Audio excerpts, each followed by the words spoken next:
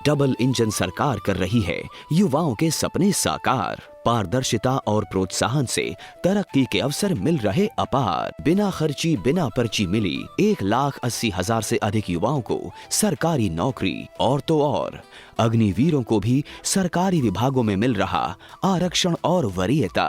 साथियों, हमने केवल सरकारी नौकरी ही नहीं बल्कि रोजगार सुरक्षा पर भी काम किया है। हमने कानून बनाकर हरियाणा कौशल रोजगार निगम के तहत कार्यरत युवाओं के भविष्य को भी सुरक्षित किया है। सीएम साहब का हम बहुत बहुत ही धन्यवाद करना चाहते हैं, जो उन्होंने अपना वादा पूरा किया और बिना खर्चे बिना पर्चे हमको रोजगार दिया। भाई वाह, अब तो हरियाणा वाकई में बदल गया है। ये है नया हरियाणा। हमारे माननीय प्रधानमंत्री जी का जो ये विदेश दौरा है इजराइल का, ये पूरे देश के लिए बहुत अच्छा है। जो भी एमओयू हुए हैं वो डिफेंस से रिलेटेड या अन्य मामलों में जो भी हो, एआई से रिलेटेड जो हमारा डील हुआ है, तो देश की सुरक्षा के दृष्टिकोण से, आतंकवाद से निपटने के दृष्टिकोण से जो भी डील हुए हैं वो बहुत अच्छे हुए हैं। और मैं समझता हूं कि इसकी जितनी प्रशंसा की जाए उतनी कम है। इजराइल से हमारा रिलेशन पहले भी अच्छा रहा है, लेकिन माननीय मोदी जी के समय में इजराइल से अपना रिलेशन जितना बढ़िया हुआ है, अभी वहाँ के प्रधानमंत्री नेतन्याहू ने प्रधानमंत्री को सिर्फ दोस्त नहीं कहा है, उन्होंने यहाँ तक कहा है कि ये हमारे भाई समान हैं।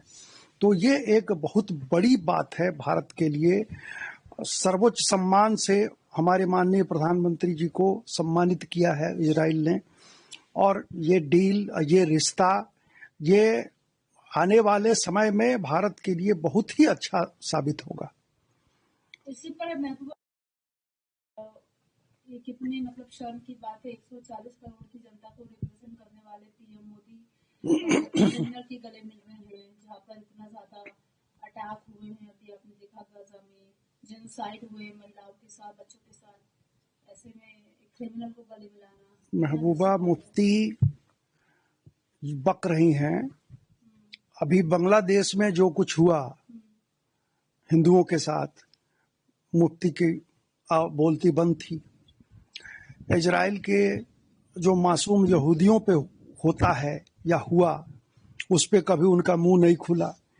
तो महबूबा मुफ्ती का अपना एक अलग एजेंडा है, उसी एजेंडे से चलती हैं, और उसी एजेंडे की वजह से जम्मू कश्मीर की जनता ने उनको अब दरकिनार करके कहाँ फेंक दिया कि अब पता भी नहीं चल रहा है कि राजनीति में है भी कि नहीं है। तो इसलिए उनको छोड़िए। भारत के लिए प्रधानमंत्री जी की ये जो इजराइल की यात्रा है, ये बहुत बड़ी उपलब्धि है, और भविष्य के लिए, हमारे युवाओं के लिए, महिलाओं के लिए, किसानों के लिए, और खास करके सुरक्षा के दृष्टिकोण से, डिफेंस के दृष्टिकोण से ये बहुत कामयाब विजिट रहा है। देखिए, फिल्में कभी कभी सच्ची बातें और सच्चाई दिखाती हैं। केरला स्टोरी 2 भी मुझे लगता है कि सच्चाई दिखाने वाली एक फिल्म बन रही थी। अब इसके स्टे से, हाई कोर्ट द्वारा जो स्टे किया गया है, इससे थोड़ा धक्का तो जरूर लगा है। जो सेंसिबल लोग हैं उन लोगों को थोड़ा धक्का लगा है, लेकिन कोर्ट है, कोर्ट अपना आदेश देती है।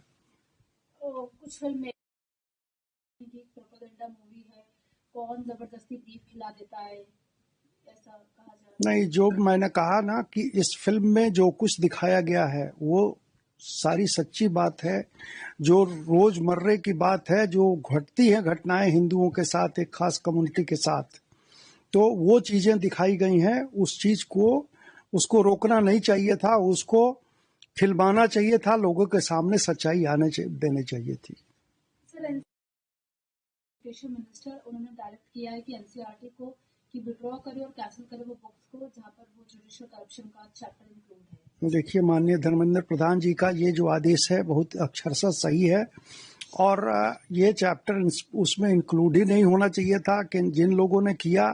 अब सुप्रीम कोर्ट ने जांच के आदेश दिए हैं। सुप्रीम कोर्ट ने कहा है कि जो भी रिस्पॉन्सिबल हैं इसके लिए, इस गैर जिम्मेदाराना काम के लिए, उनको पकड़ा जाए, उनके खिलाफ गंभीर एक्शन लिया जाए। तो माननीय धर्मेंद्र प्रधान जी जो हमारे देश के शिक्षा मंत्री हैं, उनका ये जो कदम है वो बिल्कुल उचित है और सही है।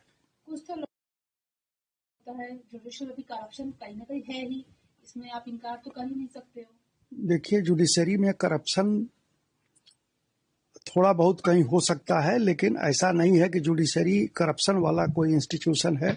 जुडिशरी ही एक ऐसा इंस्टीट्यूशन है जिस पर लोगों का भरोसा है आज की तारीख में, और जनता के विश्वास, जनता के कॉन्फिडेंस के वजह से मुकदमों का लगातार मुकदमे बढ़ते जा रहे हैं न्यायालयों में। तो ये लोगों के विश्वास का प्रतीक है इस इंस्टीट्यूशन में। कॉन्स्टिट्यूशन का गार्जियन है सुप्रीम कोर्ट। अब उस पर भी हम टीका टिप्पणी और इस ढंग से उंगली करने लगे हैं, और हम ये कहें कि जुडिशरी में करप्शन को अब हम बच्चों को पढ़ाएंगे, तो ये बड़ा गलत काम था। इसलिए शिक्षा मंत्री ने या सुप्रीम कोर्ट ने जो कुछ कहा है, जो कुछ किया है, बिल्कुल सही किया है। महाराष्ट्र की डिप्टी सीएम वो मुझे लगता है कि दूसरा कोई चॉइस भी नहीं था पवार के अलावा, सुमित्रा पवार के अलावा कोई और दूसरा चॉइस नहीं था। और मैं समझता हूं कि अपने हस्बैंड के जगह उनको ये किया गया है तो अच्छा काम करेंगी। सुलझी हुई महिला हैं और वो अच्छा काम करेंगी अपने पार्टी के लिए। राहुल गांधी कह रहे financial infrastructure of BJP and PM Modi. देखिए, अडानी, अंबानी, ये लोग जो हैं देश के लिए दे आर एसेट्स। तो अब ऐसे लोगों पर बीजेपी से जोड़ के, हमारे बड़े बड़े राजनेताओं से जोड़ के ये अनाप शनाप जो राहुल गांधी बकते रहते हैं, उनके इस बकवास को कोई सुनता नहीं है। कोई देशवासी अब हमारा ध्यान उनके बातों पर नहीं देता है। ये लोग काम करते हैं विश्व में। इन लोगों ने अगर धन अर्जित किया है तो देश के काम आता है, ऐसा नहीं है कि किसी के पॉकेट में ही रह जाता है। इससे पूरे देश को फायदा है। लेकिन बीजेपी से जोड़ के बार बार जो राहुल ये सब बकबकाते हैं, ये बड़ा गलत है। और ये बड़े शर्म की बात है कि वो बीजेपी को बदनाम करने के लिए, सरकार को बदनाम करने के लिए, हमारे शीर्ष नेताओं को बदनाम करने के लिए इस तरह का भ्रम फैलाने का प्रयास करते हैं जनता में, लेकिन जनता इसका ध्यान नहीं देती है।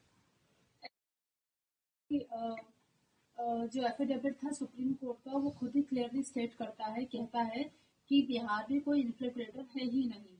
अगर कोई इन्फ्लेटर होता है तो ये सरकार, राज्य की सरकार की जिम्मेदारी होती है कि वो उनको रोका जाए। बीजेपी फालतू की बेसिस बातें कर रही है और फालतू एजेंडे को डाइवर्ट करने की कोशिश करती है। देखिए, एसआईआर को अब सुप्रीम कोर्ट ने बार बार टेस्ट किया है, सुप्रीम कोर्ट मॉनिटर कर रहा है। सुप्रीम कोर्ट ने चुनाव आयोग के इस सघन अभियान को बहुत सही ठहराया है, इसको सही पाया है। इसीलिए सुप्रीम कोर्ट ने इसको ग्रीन सिग्नल दिया है और गो अहेड इसको मिला है। अब यहाँ तक कि जहाँ कठिनाई थी पश्चिम बंगाल में, तो जुडिशियल ऑफिसर्स को भी लगा दिए। झारखंड और उड़ीसा के जुडिशियल ऑफिसर्स भी वहां काम कर रहे हैं। तो एसआईआर का ये जो कदम है चुनाव आयोग का, ये एक निष्पक्ष, फ्री एंड फेयर इलेक्शन के लिए बहुत आवश्यक कदम है। इसको सारे मान चुके हैं। अब तेजस्वी अनाप शनाप कुछ बकबकाएं हार गए हैं, और एसआईआर का भी बहुत बड़ा योगदान रहा है उनके हार में। वहां से जो बांग्लादेशी, रोहिंग्या या घुसपैठिए थे वो बाहर गए, उसका भी नतीजा है कि वो बुरी तरह मुंह की खाए और चुनाव में हारे।